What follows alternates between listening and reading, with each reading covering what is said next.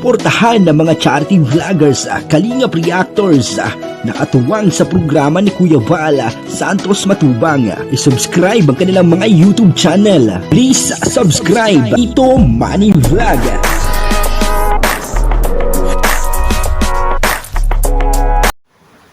Ayun po, no, yung pong bahay na malaki ni Erica mukhang hindi po matutuloy, ano po.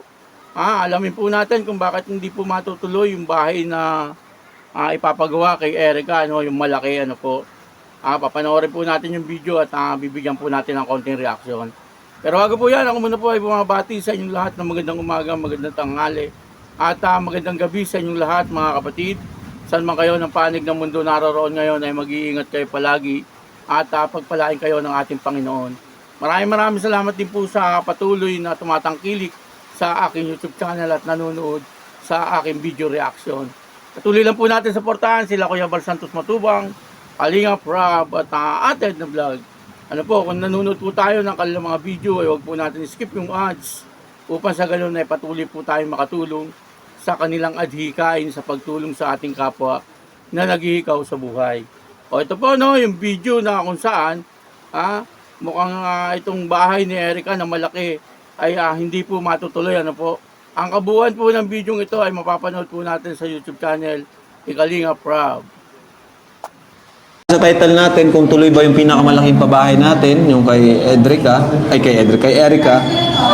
Tuloy po yun, pero hindi na po natin matusunod yung 10 by 10 kasi sobrang laki po at di po kaya ng budget natin yan. At ang iniisip ko pa yung magiging maintenance ni nila Erica balang araw, di ba? Di biro ang maintenance na ganung kalaking bahay, kuryente. Puro sa totoo lang. Yun ang iniisip ko. Alam naman po natin ang background nila Erica, di naman sila talaga yung mayaman na ano. So saan sila kukuha po nung pag-maintain nung ganung kalaking bahay? Di po siya practical. So sa akin 7 by 7 lang okay na, pero up and down pa rin po. Up and down. And masusunod pa rin po yung design ni Sir Jun A. Ayan, sa tulong ni Sir Jill Ross. Salamat. Magaling si Sir. Ang galing. Sayang na ano ko yun ay. Na-download ko yun. Nandito sa cellphone ko. Ang ganda pati ng bahay. Ganda. Wow. Good now. Ganda no. Nabili niya ng anak ko wala ko yung friend. Citizen. Ay, pangit naman may pinaboran kayo. Dapat Hindi may same-same lang. sponsor kasi siya. Opo, may sponsor po. Saka, syempre, kung ano yung kinita natin, kailangan natin yan yun. Ibalik sa kanila. Ganun po. Kaya, wala po yan. Hindi po pwedeng maganda yung views tapos ang pabahay lang natin. Ano lang.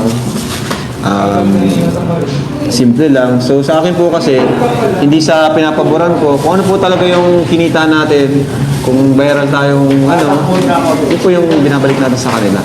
And saka may sponsor po si Erica. Kagaya nung kay Joy. Ayan, syempre, viral din si Joy. So, inano po natin. Saka halos same lang naman po ng budget yung nagastos kina Joy saka kina Rachel. Halos same lang naman po. Ayun po, no, medyo malakas po ang ulan dito sa amin, ano, kaya medyo maingay, ano po. Maririnig po natin yung patak ng ulan, ano. At yun na nga, ano po, dito po napanood natin, sabi nga ni Kalingap Rob, ay parang hindi matutuloy yung pagpapagawa nila ng bahay na malaki kay Erica, no? Yung 10 by 10. Kasi po yung 10 by 10, ano, talagang napakalaki po noon, ano, hindi po basta-basta yon. At saka talagang madugo ang gastusan doon, ano. Siguro sa estimate ko, mga 5 to 7 million. Mga ganun, ano. Ewan ko lang, ha. Yun po sa sarili ko lang na estimate, ano. Kasi nung kami po ay nagpagawa ng bahay, talagang hindi ko na po sasabihin ng presyo, pero talagang madugo, ano, ang gastusan, ano, sa mahal po ng materialis ngayon ay talagang hindi po basta-basta magpagawa ng bahay. Kaya napakaswerte po ng mga beneficiary talaga ni Kalingap Rob na kanyang napapabahayan. Ano po, kasi talagang pag nagpagawa ka po ng bahay ngayon ay talagang grabe ang talagang gastos, ano po, hindi biro-biro, ano po, yan po ay naranasan namin na talagang ang gastos ay hindi biro-biro. Pero yung pong sinasabi ni Kalingap Rob na 7 by 7 ay malaki pa rin po yun. Ano, malaki pa rin po talaga yun, ano. At kung lalo na kung ito ay up and down, ay talagang malaki pa rin po talaga yun, ano? Malaki pa rin po ang gagastusin doon, ano? Siguro kung mga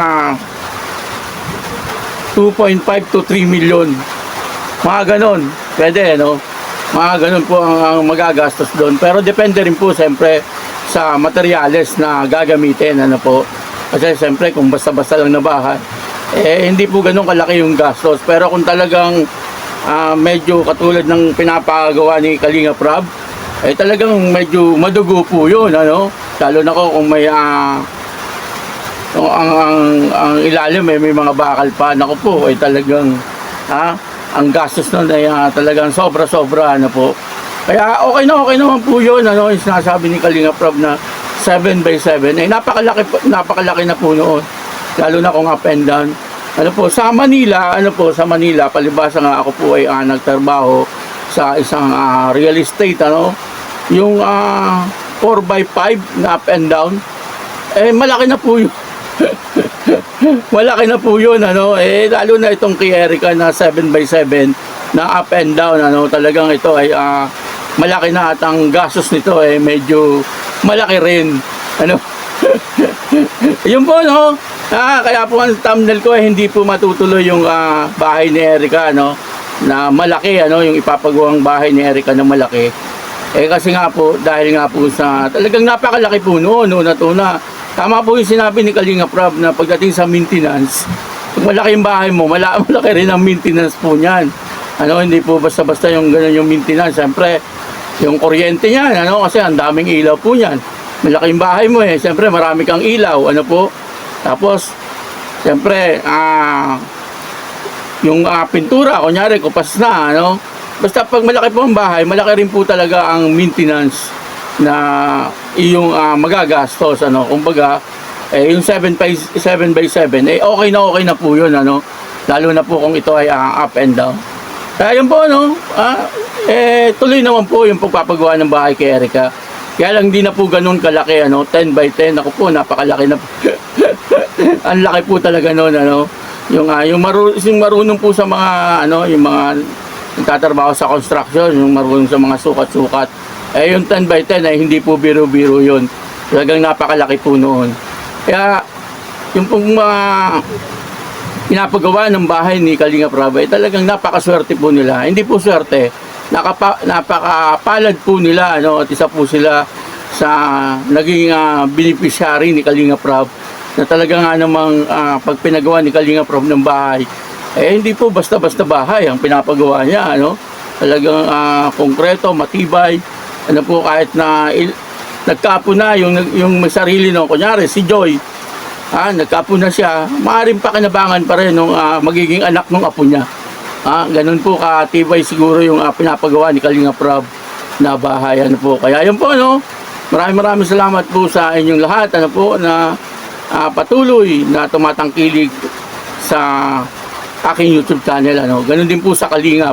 Maraming salamat po sa inyong lahat. At tuloy lang po natin suportahan si Kuya Bal Santos Matubang, Kalinga Prab, at Ate Edna Vlog. Ako po si Tito Manny Vlog, nagsasabing God bless you all. Diyos mabalos.